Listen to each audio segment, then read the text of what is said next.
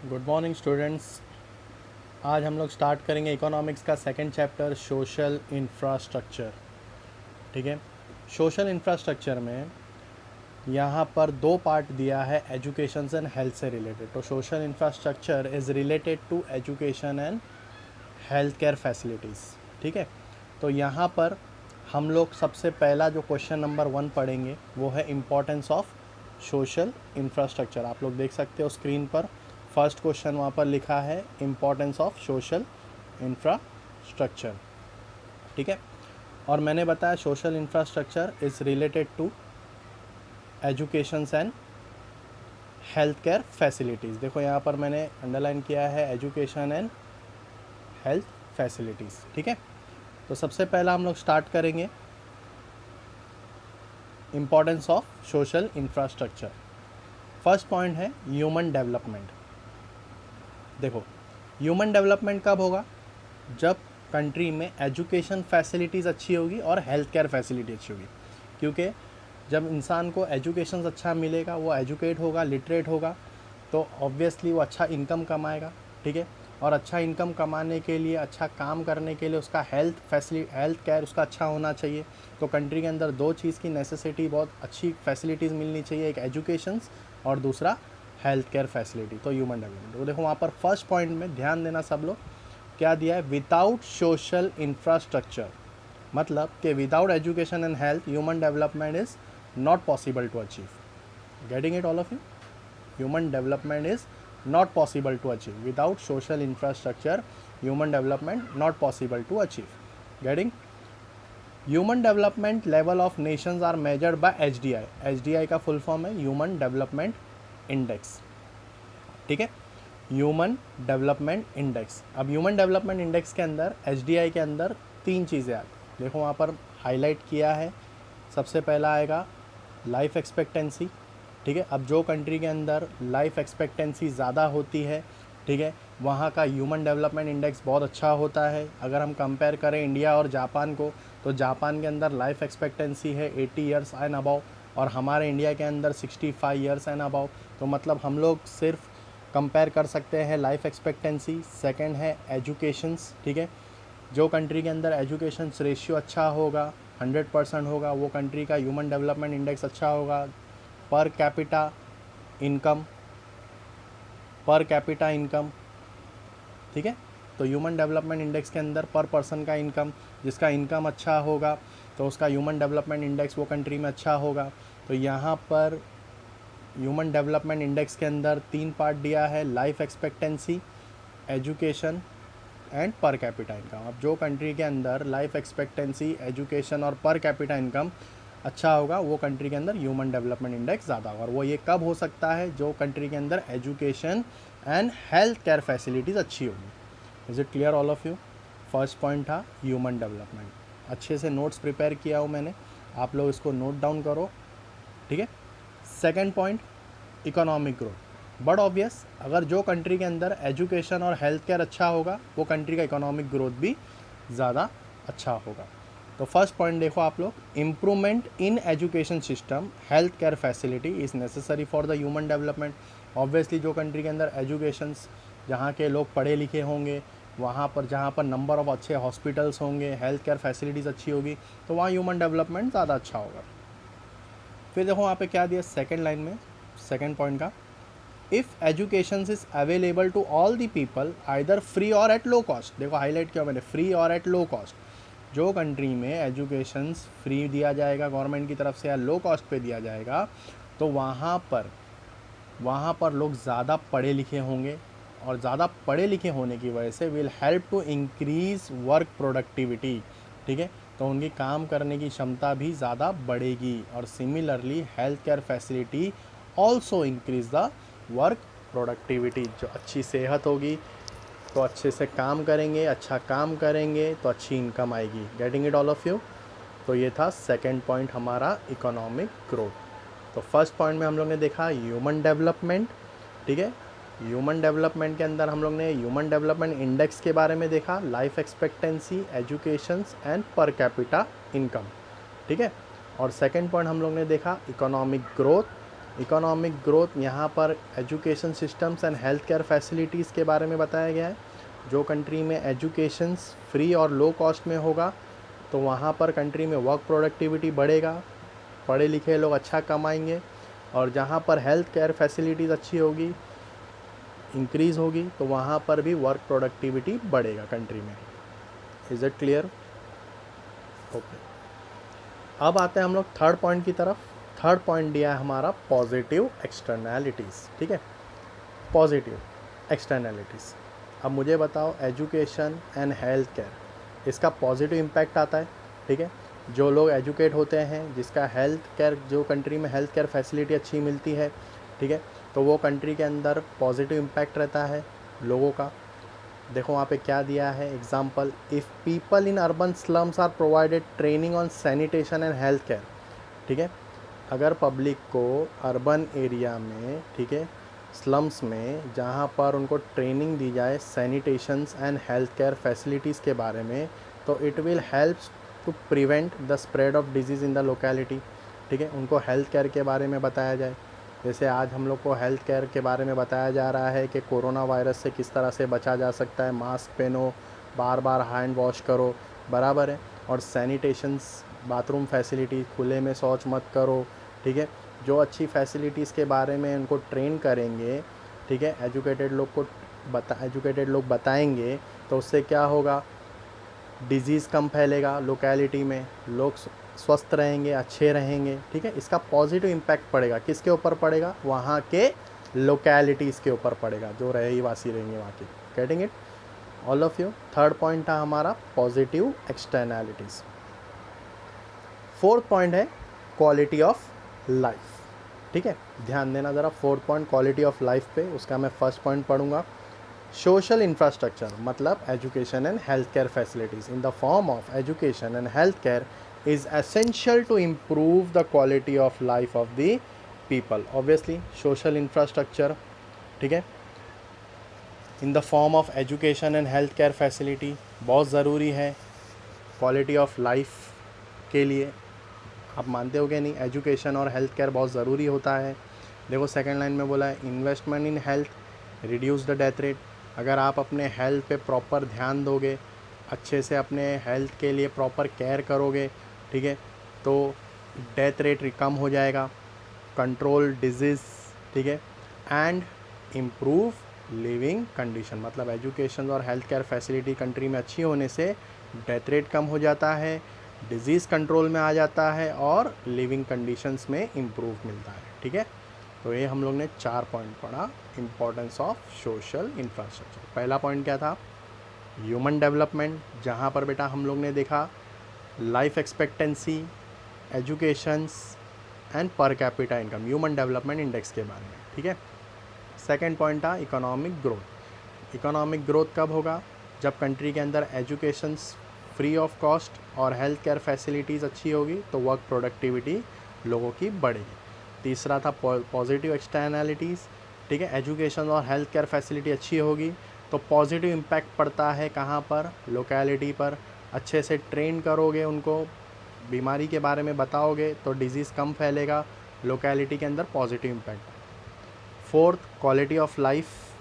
Quality of life, जब education and health care facility अच्छी होगी, बट ऑब्वियस पब्लिक का क्वालिटी ऑफ लाइफ इम्प्रूव होगा, रिड्यूस डेथ रेट होगा, कंट्रोल डिजीज़ होगा, and improve the living conditions. Getting it all of you? ये थे 4 points. अब आते हैं हम लोग नेक्स्ट 5th पॉइंट की तरफ, प्रोडक्टिव एफिशिएंसी। प्रोडक्टिव एफिशिएंसी कब बढ़ेगी? देखो, availability of basic social infrastructure. अब क्या क्या फैसिलिटीज़ के बारे में यहाँ पे बताया गया है कि अगर ड्रिंकिंग वाटर अच्छा होगा, सैनिटेशंस, वॉशरूम, बाथरूम वगैरह फैसिलिटीज़ अच्छी होगी, या प्रोविज़न ऑफ न्यूट्रिशियस फूड, अच्छे खाना मिलेगा, तो उससे इंक्रीज़ होगा life expectancy. Getting it? Drinking water, sanitation, provision of nutritious food, increase life expectancy etcetera. इससे क्या होगा, this helps to increase the productive efficiency and economic growth. ठीक है, तो लोगों की काम करने की क्षमता बढ़ेगी, और जब लोग काम अच्छे से करेंगे तो देश का इकोनॉमिक ग्रोथ भी होगा। Is it clear? तो ये था 5th point, productive efficiency. Six point, better resource utilisation. Obviously पढ़े लिखे लोग होंगे, हेल्थ केयर फैसिलिटीज़ अच्छी होगी, तो रिसोर्सेज का किस तरह से यूटिलाइज़ करना है उनको अच्छी तरह से पता होगा।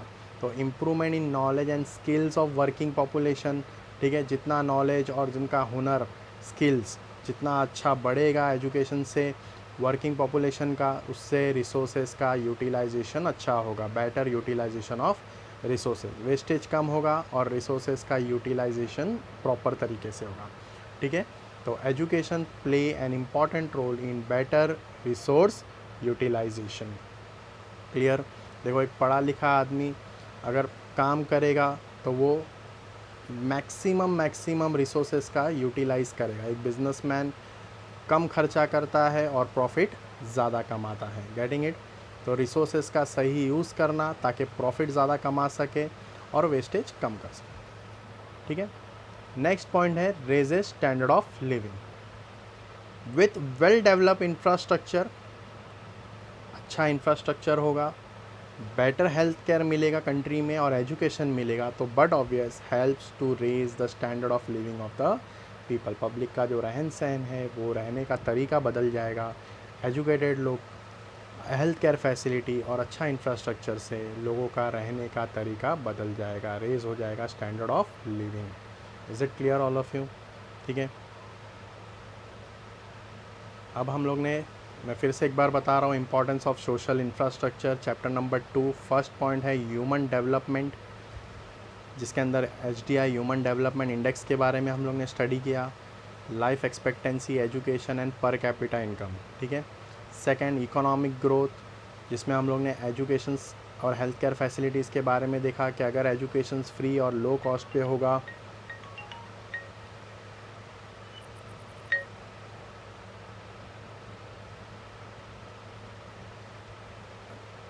एजुकेशंस फ्री और लो कॉस्ट पे होगा और हेल्थ केयर फैसिलिटी अच्छा होगा तो वर्क प्रोडक्टिविटी बढ़ेगा। Positive externalities, educations health care facilities से पॉजिटिव इम्पैक्ट पड़ता है लोकेलिटी पर, क्वालिटी ऑफ लाइफ। ठीक है, अगर एजुकेशंस और हेल्थ केयर फैसिलिटी अच्छी होगी तो क्वालिटी ऑफ लाइफ भी इम्प्रूव होगी। प्रोडक्टिव एफिशिएंसी, बेसिक फैसिलिटीज़ है सोशल इंफ्रास्ट्रक्चर की, जैसे drinking water, sanitation, provision of nutritious food, increase life expectancy, इससे प्रोडक्टिव एफिशिएंसी बढ़ेगा। Better resource utilisation, improvement in knowledge and skills of working population leads to better utilization of resources. Getting it? And raise standard of living with well development infrastructure, better health care and education help to raise the standard of living of the people. Getting it all of you? Okay students, तो अभी हम लोग आते हैं next question की तरफ, government policies and programme. First question हम लोग ने कंप्लीट किया, आप देख सकते हो, इम्पोर्टेंस ऑफ सोशल इंफ्रास्ट्रक्चर। ठीक है, उसके बाद हम आएंगे यहाँ पर सेकंड क्वेश्चन की तरफ, गवर्नमेंट पॉलिसीज़ एंड प्रोग्राम, जहाँ पे मैंने एक छोटा सा यहाँ पर एक चार्ट डायग्राम बना के रखा है, educations, health and family welfare. ठीक है, इसके अंदर दो पार्ट्स है, एजुकेशन से रिलेटेड है गवर्नमेंट पॉलिसीज़ का और हेल्थ एंड फैमिली वेलफेयर से रिलेटेड है गवर्नमेंट पॉलिसीज़ एंड प्रोग्राम का। तो पहला हम लोग टॉपिक कवर करेंगे इसमें एजुकेशंस का। देख रहे हो आप लोग सब लोग एजुकेशंस, ठीक है, गवर्नमेंट पॉलिसीज़ एंड प्रोग्राम का फर्स्ट पार्ट हम लोग कंप्लीट करेंगे, लेफ्ट हैंड साइड का एजुकेशन। फिर उसके बाद हम लोग सेकंड पार्ट पे आएंगे health and family welfare programme के बारे में। इसमें भी दो पार्ट है, public health care infrastructure and public health programme and policies. तो हम लोग सबसे पहला जो टॉपिक कवर करने वाले हैं यहाँ पर वो है एजुकेशन से related government policies and programme का। फर्स्ट पार्ट देखो दिया यहाँ पर, सर्व शिक्षा अभियान, दूसरा है राष्ट्रीय माध्यमिक शिक्षा अभियान, तीसरा दिया है गवर्नमेंट पॉलिसी का नाम है कस्तूरबा गांधी बालिका विद्यालय, फोर्थ है mid day meal schemes, fifth inclusive educations of disabled and secondary stage, sixth national programme for education of girls at elementary level, seventh Saakshar Bharat, 8 राष्ट्रीय उच्चतर शिक्षा अभियान। ठीक है, तो हम लोग ये पॉइंट्स को, मैंने यहाँ पर इसका भी नोट्स बनाया है आप लोग के लिए, आप देखो उसको, इसके अंदर क्या क्या स्कीम्स गवर्नमेंट ने प्रोवाइड की है, एक एक करके पॉइंट्स हम लोग उसको स्टडी करेंगे। ठीक है, एजुकेशन से related government policies and programme. तो अब हम लोग आते हैं एजुकेशन से रिलेटेड। ठीक है, दिख रहा है सबको यहाँ पर एजुकेशंस। फर्स्ट पॉइंट है हमारा सर्व शिक्षा अभियान। सर्व शिक्षा अभियान मतलब कि सबको शिक्षा मिलनी चाहिए, ठीक है। गवर्नमेंट का ये एफर्ट्स है कि सर्व शिक्षा अभियान, सबको एजुकेशन मिलना चाहिए, सब पढ़ लिखना चाहिए, ठीक है। देखो, free educations for all childrens between the age group of 6 to 14 years. देखो वहाँ पे ध्यान देना, 6 to 14 ईयर्स के जितने भी एज ग्रुप के बच्चे हैं सबको गवर्नमेंट की तरफ से फ्री एजुकेशंस मिलेगा under the RTE act 2009। Getting it? This act make its mandatory, mandatory means compulsory, ठीक है। और RTE का फुल फॉर्म है राइट टू एजुकेशन। एक्ट 2009 के हिसाब से this act make its mandatory compulsory that every child has a right to elementary education. सबको basic educations मिलना चाहिए, ठीक है। और ये स्कीम लॉन्च हुआ था 2001 and 2 में। Is it clear all of you? Sarva Shiksha Abhiyan, free educations for all the childrens, and इसका RTE एक्ट है 2009। कब लॉन्च हुआ था? 2001 and 2। ये था फर्स्ट पॉइंट हमारा, सर्व शिक्षा अभियान। नाउ द सेकेंड वन, राष्ट्रीय माध्यमिक शिक्षा अभियान, ठीक है। अब यहाँ पे राष्ट्रीय माध्यमिक शिक्षा अभियान का मतलब है जो सेकेंडरी स्कूल्स के बच्चे होते हैं, ठीक है। सेकेंडरी स्कूल्स के बच्चे, मैक्सिमम बच्चे क्या होते हैं, थोड़ा पढ़ते हैं उसके बाद बच्चे निकल जाते हैं, फाइनेंशियली प्रॉब्लम होता है तो पढ़ नहीं पाते हैं। ज़्यादा करके गांव में ऐसे ही होता है कि कुछ बच्चे पढ़ना नहीं चाहते हैं या कुछ बच्चों को फाइनेंशियली प्रॉब्लम होने की वजह से नहीं पढ़ पाते हैं, ठीक है। तो गवर्नमेंट ने उनके लिए भी स्कीम्स लॉन्च की, राष्ट्रीय माध्यमिक शिक्षा अभियान, ताकि सेकेंडरी स्कूल्स के बच्चे एटलीस्ट अच्छे से अपना 9th और 10th अच्छे से क्लियर करें। तो देखो, it is centrally sponsor scheme. Centrally means ये सेंट्रल गवर्नमेंट ने स्कीम बनाई है, लॉन्च किया है कब? मार्च 2009, ठीक है। ये राष्ट्रीय माध्यमिक का शिक्षा अभियान का मेन ऑब्जेक्टिव है। The objective of the schemes are to achieve 75% enrolment ratio. 75% enrolment ratio किसका? For class 9th and 10th within 5 years, ठीक है। जो एनरोलमेंट रेशियो कम है वह एनरोलमेंट रेशियो, एडमिशन रेशियो क्या होना चाहिए? बढ़ना चाहिए। किसका? मैक्सिमम 9th and 10th का। इसको दिया है राष्ट्रीय माध्यमिक शिक्षा अभियान। Is it clear all of you? Now the third point is Kasturba Gandhi Balika विद्यालय, ठीक है।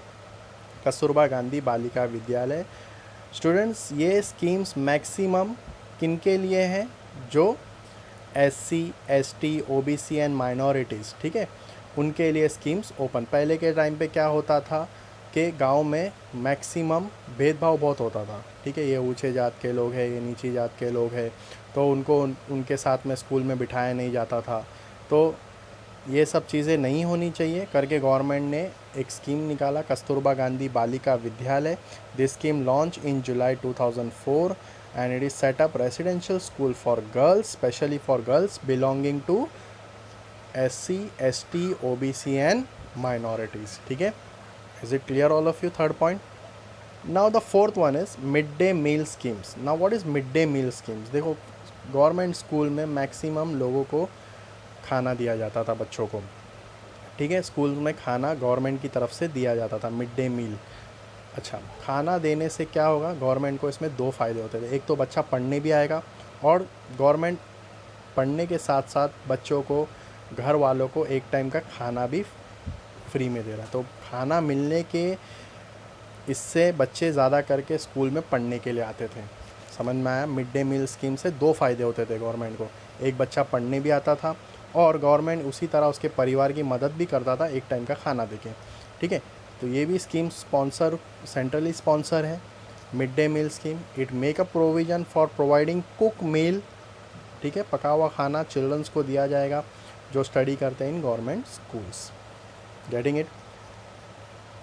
तो आपने देखा पहला पॉइंट, सर्व शिक्षा अभियान, राष्ट्रीय माध्यमिक शिक्षा अभियान, ठीक है, सेकेंडरी स्कूल्स के लिए। कस्तूरबा गांधी बालिका विद्यालय जो SC, ST, OBC and minorities के लिए है। मिड डे मील, गवर्नमेंट की तरफ से खाना मिलना।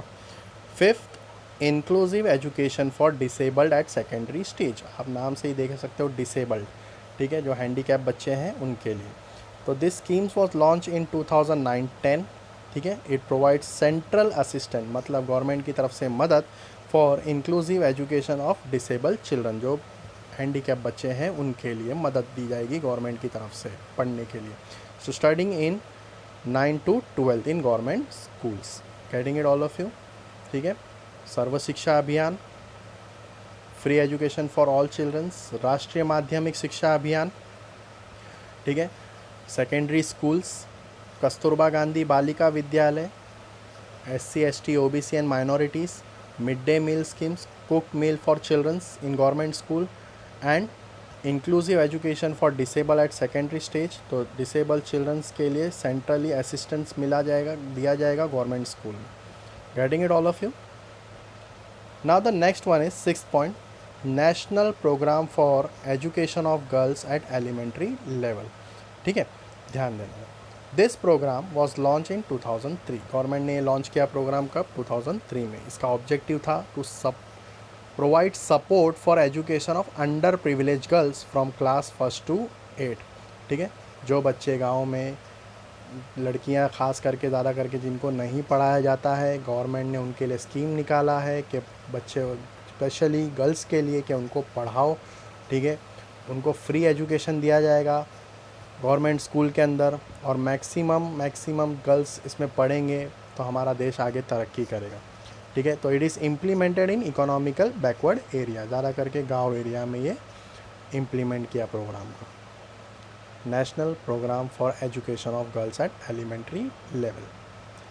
7 पॉइंट है साक्षर भारत. ठीक है. साक्षर भारत. साक्षर भारत का मतलब है कि एडल्ट एजुकेशन सबको पढ़ना चाहिए, जितने भी बड़े हैं, इसमें कोई एज ग्रुप नहीं है.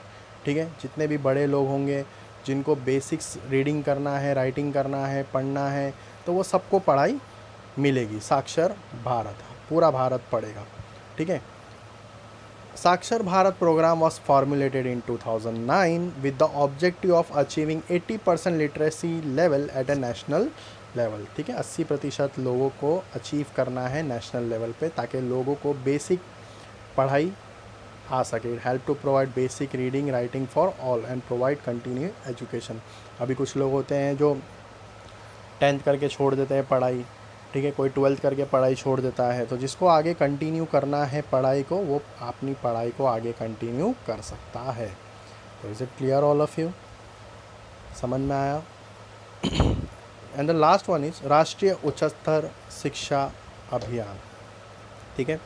देखो इसका मतलब क्या है. It is centrally sponsor scheme. ये स्कीम की भी सेंट्रली स्पॉन्सर किया गया है सेंट्रल गवर्नमेंट ने. इसका एम है, देखो important second line, to provide funding to eligible state higher education institution. देखो गवर्नमेंट की तरफ से फंडिंग दिया जाएगा स्टेट्स को ताकि स्टेट्स के अंदर ज़्यादा से ज़्यादा हायर एजुकेशन इंस्टीट्यूशन बनाया जा सके.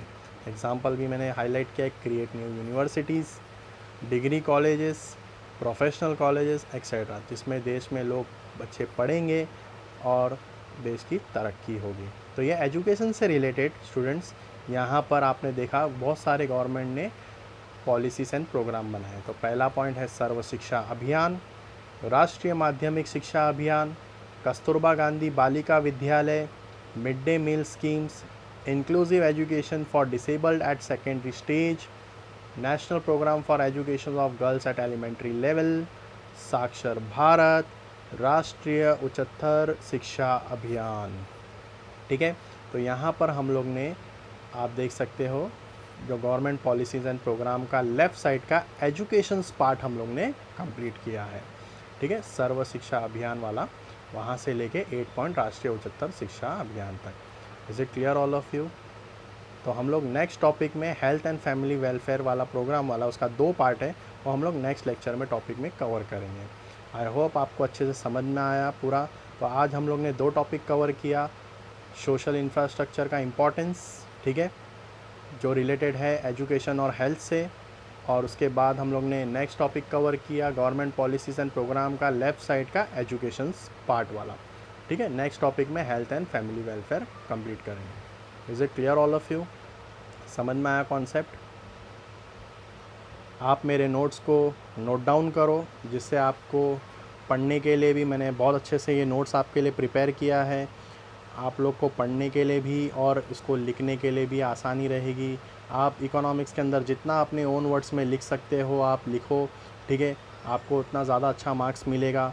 आपको मैंने बेसिक कंटेंट्स जितने भी मैंने हर एक पॉइंट्स के मैंने वहाँ पर कवर किए हैं, आप उसको नोट डाउन करो, ये आपको पढ़ने के लिए भी आसानी रहेगी, ठीक है। आपको आंसर आई होप, मेरे को लग रहा है आपको याद हो गया रहेगा हर एक पॉइंट्स का, ईच एंड एवरी पॉइंट्स आपको समझ में आ गया, तो आप अपने ओन वर्ड्स में भी इसको लिख सकते हो। Is it clear all of you?